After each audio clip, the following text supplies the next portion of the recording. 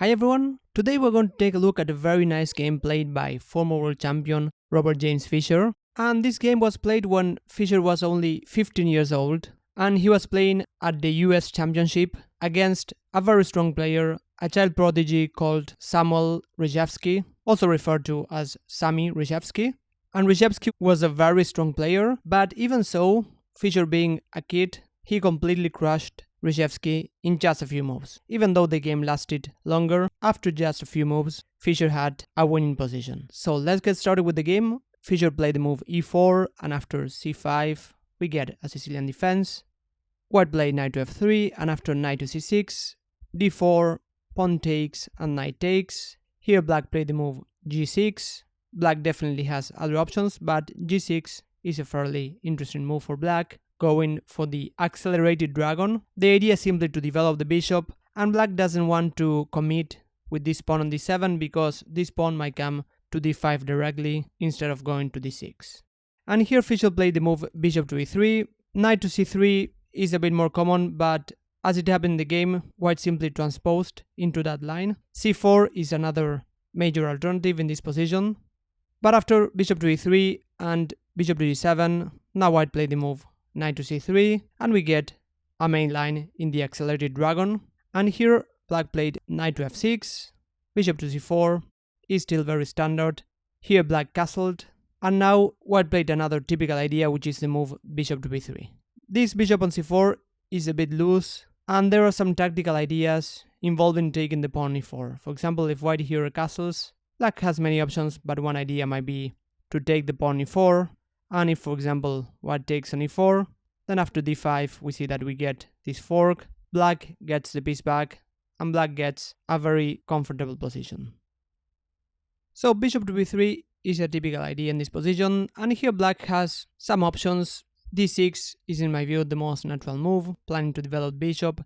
a5 has been played in this position, planning to go for a4 ideas. And by the way, if you want to know more about this line, I have a video about the accelerated dragon where I cover these lines more deeply. But for now, let's check what happened in the game. Here, Reshevsky tried to play creatively and play the move knight to a5. The idea is understandable. Black wants to get this very strong bishop, which is eyeing the king. But on the other hand, black will waste some time with this plan. And there's another very important idea, which is that now black is giving away some control of the center, because the knight on c6 was controlling the e5 square. That's why here Fischer, who was the 11th world champion and a very strong player, some even consider him the best ever, he quickly punished Reshevsky for playing something creative in a very standard position and play the move e5. And black already has to be very careful. For example, a move like knight to h5 here would already lose material, because after the move g4, this knight is lacking squares, so white will simply win a piece. Black might try taking the bishop on b3, but here white simply captures the knight. And we see another drawback of this plan, that black is wasting time, and even after capturing the bishop, this rook on a1 is going to be activated. That's why this plan of going knight to a5 and knight takes b3 might be played in other positions, but here it's just very risky. In the game, black played knight to e8, but let's cover another major alternative, which is taking the bishop. I think that this was more consistent and actually a better try. And here Fischer's idea was probably not to take the knight on b3, but to take this knight on f6. And now we see how we get this idea to capture on g7 and to capture the knight. And here black might try taking the rook, but after taking the bishop, now this knight is going to fall. And materially speaking, black is doing fine. Black might even try getting some pawns while giving the knight, because this knight on a1 is going to be captured anyway, for example taking on c2, but this would simply help white develop. For example, after queen takes and king takes, white can simply castle, and we see how black is doing materially fine. Black has a rook and two pawns for two minor pieces, but these two minor pieces are just very strong, and white has already developed all of its pieces. Black's rook on a8 is not doing a lot. This bishop still has to develop, and white might even have ideas to attack black with f4 and f5. Additionally, the dot squares are quite weak, so white might even have ideas to play queen to d2 and bishop to h6. So this position is better for white, but it was definitely a better try than what was played in the game.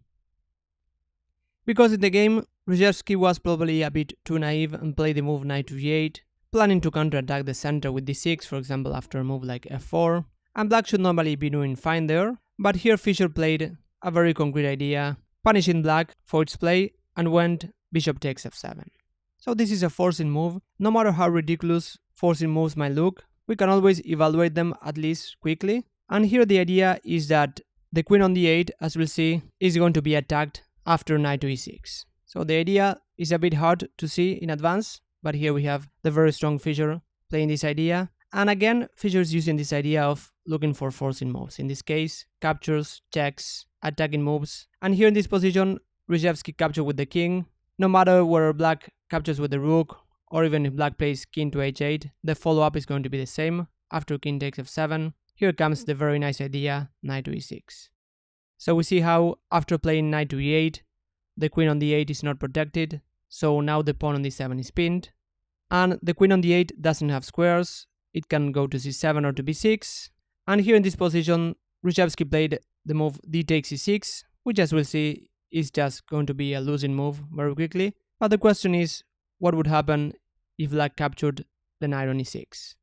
And here in this position again, the follow-up is pretty direct once we look for forcing moves. For example, queen to d5 forces the move king to f5, the king doesn't have any other squares. And again, here white might have many moves, but if we start looking at forcing moves, the move g4 is actually quite attractive because it simply forces the capture. The king doesn't have any other options, and here we might bring another piece to attack by going rook to g1. And in this position, the king is just going to be checkmated. For example, after king to h4, we simply bring the king, and we see how the queen and the rook combined are going to deliver checkmate very quickly. For example, after king to h5, we get queen to g4 checkmate, or after king to h3, queen to g2, and then queen to g4 is a checkmate. So after knight to e6, black is in trouble. In fact, black has a losing position. Here Reshevsky probably was a bit too proud to resign after 11 moves, and he continued the game and played d takes e6, but after queen takes d8, now white is just having a material advantage and a better position. So now here the queen is attacking the knight on a5, so after knight to c6 and queen to d2, here black captured the pawn. White has an extra queen for just two minor pieces and a pawn, but more importantly, these two pawns are just very bad. They're isolated and doubled. Black has weaknesses, for example, the e4 square is going to be great for a knight, so the position is simply winning for white. Again, Reshevsky probably was too proud to resign against a 15-year-old kid and continued for a few moves, actually for many moves, but the result was never in doubt.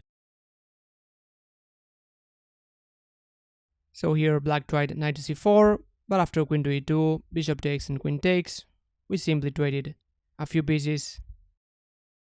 And here the knight on e4, we see it is just very strong. Black still has to develop the bishop and the rook on the queen side.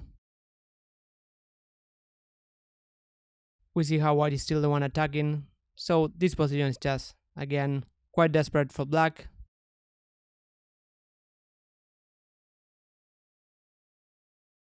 Here Fischer won another pawn.